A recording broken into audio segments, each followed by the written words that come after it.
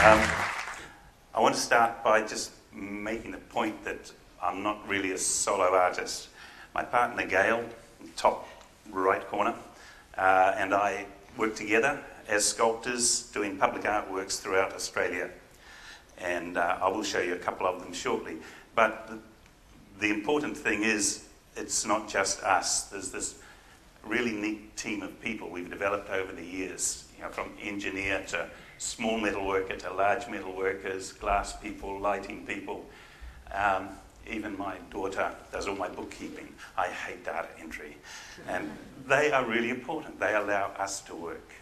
And we couldn't do half of what we did without them. So just starting with half a dozen of the 36 projects we've completed in the last 8 years. Just a few of them. This one's in Brisbane. It's one work, different times of day. And it is the entrance to a new park the Brisbane City Council built.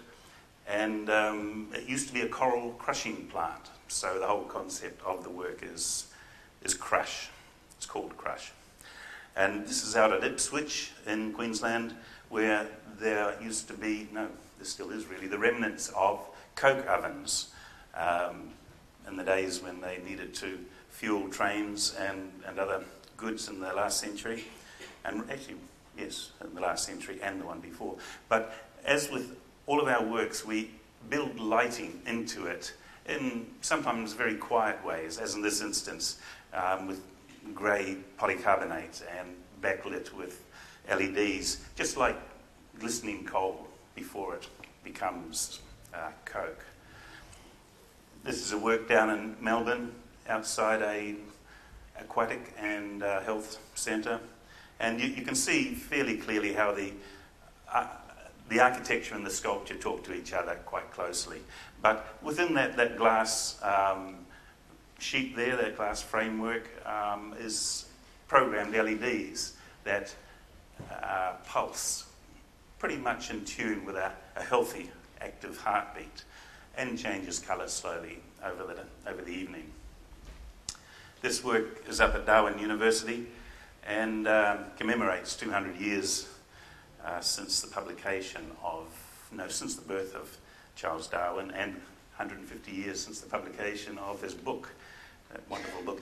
And halfway up that microscope that's shrouded in rigging, you can see these glass slides that I've etched in the process of changing from one state to another, the evolutionary process.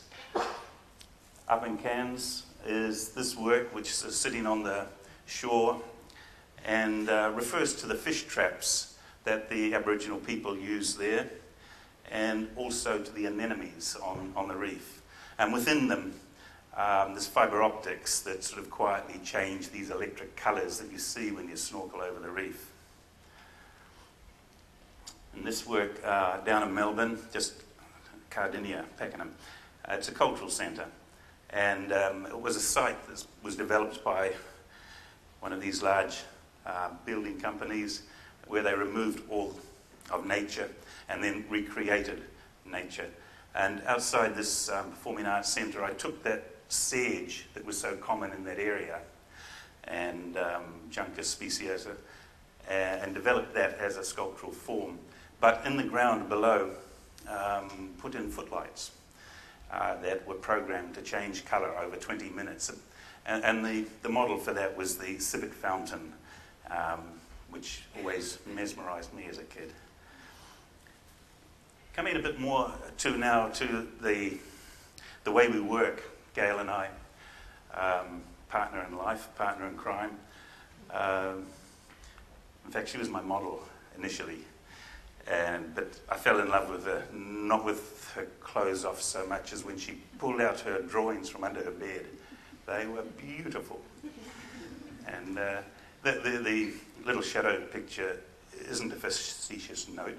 We very often, at the end of a day, sit on the veranda and look at each other's drawings and talk through processes and ideas, and it's a bouncing back and forward between us. And very often, at the end of the day, we can't say whose sculpture it is or whose idea even generated it. It really is play between us. That's where we live, north side of Brisbane. It's just a little old weekender, which we could afford. Slowly tidied it up, and a lovely tropical garden around it. Best of all, it's only 300 metres from the ocean, and that's my rowing machine. That's how I keep fit. It has a big workshop, nice studio. That's all that matters. Just looking at a couple of projects now that are leading to the one that's in the rocks. This was about 5 or 6 years ago, and it's that same site of the first image, the site of a coral crushing plant, and these big poles were on site, and they asked me to do something with it. And in this instance, I just got this big block of styrofoam and carved it with a chainsaw, and then covered it with fiberglass and a photoluminescent paint.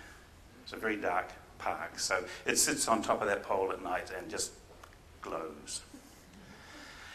And then I did a little job for the Caloundra City Council. They built this beautiful boardwalk around the coast, and it was very dark. There's no lighting on it. And it overlooks a body of water called the Pumice Stone Passage. So I made 100 of these little pumice stones, just hand size, concrete reinforced with steel, and attached them to the balustrade, but coated them also with this photoluminescent paint. And I think I put about 80 on the walkway. And they're lovely things that glow at night, but there's not 80 of them there now. Just that little glowing image up on the top right, keep that in mind, we're coming back to it. A project down in Dandenong was this sculpture for the centre of the city, and within it I put in a laser up there shining onto the ground. And I have a contact in Sydney, Oracle Attractions, highly competent laser people, who worked with me to develop an animated set of drawings. So the drawings flowed from one to the other, and in over about 15-20 minutes you can see how the sculpture is built and all its illusions, how the ideas behind it. A project also down in Melbourne, an ephemeral work. It was just up for 6 months. But we ran a laser on one side through these 3 clear perspex screens to hit a fourth that reflected the image onto the ground. And that image was an interactive one because we used kids' games as the theme, skipping games and bamboo dance games and so on. That's my son. Isn't he handsome? And he's really the one that put this together.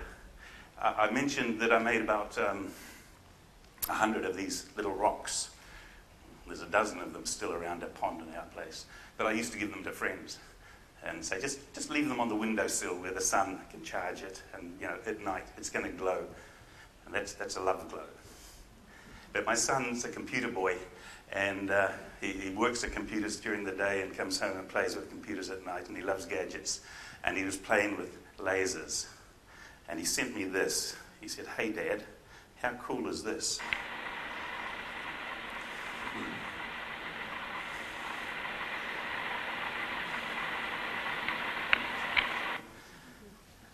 He discovered something. He was playing. He was fooling around. He wasn't thinking. He wasn't using his brain. And that's really, really important. You've got to get past the brain in order to be creative. He sent me that, and I just got so excited by it. And that was nearly 2 years ago. And so Gail and I started developing the idea and painted different boards. Can you hear the sound? Never mind. This is on our front veranda.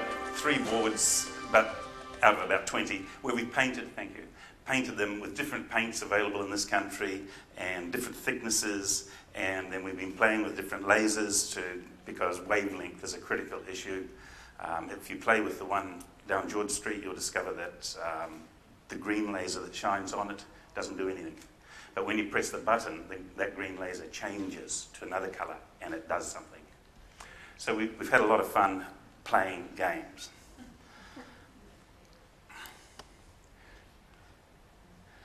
At that point, we started to try and nut out how do we make this work? How do we make it interesting, fun, something that people can use? And Vivid Sydney happened to be calling for expressions of interest. So we went hell for leather to put a proposal, and thank goodness they got excited as we did. So then it was just nuts and bolts, really. I've got my fabricator's great on CAD. I can't do that. He turns it all into something that can be made into solid materials. And then, because it's a heritage building down there on George Street, we had to do a lot of work with the engineers to nut out a way to hang the screen on the wall that didn't cause any damage to the building and so on. But those are just pragmatic things. The next clip, last Wednesday, TV New Zealand happened to be in town, and because I was formerly from New Zealand, they thought they've claimed me as a New Zealand artist, and they did the following little film clip, which took 90 minutes in the rain. Now we don't have sound. New Zealander Paul Johnson's public art pencil, That is hardly caveman technology, though, is it? That is the same skill. allows people to draw images on this giant sketch pad, which fade away after a few minutes. You know, what I'd like to think is people go home and pick up a pencil and start drawing. That's what I'd like to see happen. Now, the beauty about this contraption is, one, you can actually draw in the rain, and two, it uses 200 times less power than a 40-watt light bulb. Now that's worth putting up in lights. Steve Marshall, One News, Sydney. Right. I've just got to finish now, and I want to finish by not looking forward at where does this bit of technological gameplay go, but I want to look back at drawing, because that's what the thing is about. It's about drawing. It's a tool that enables people to play games, yes, but learn more about the art of drawing, from caveman to Leonardo to Picasso. Three-dimensional drawing, drawing in space, drawing with light. The reason I value drawing so highly, those are some of Gail's bird studies, is because drawing is not about a manual skill. Drawing is about seeing. And once you can see properly, you can think and evaluate properly, and you make better decisions about where you are and what you're doing. And the last slide is simply that process of, with all our public art projects, we look to an idea, a concept, we research it. It has to be developed in drawing before we begin to understand it. And then we can move it through to model making and a finished product. That's it.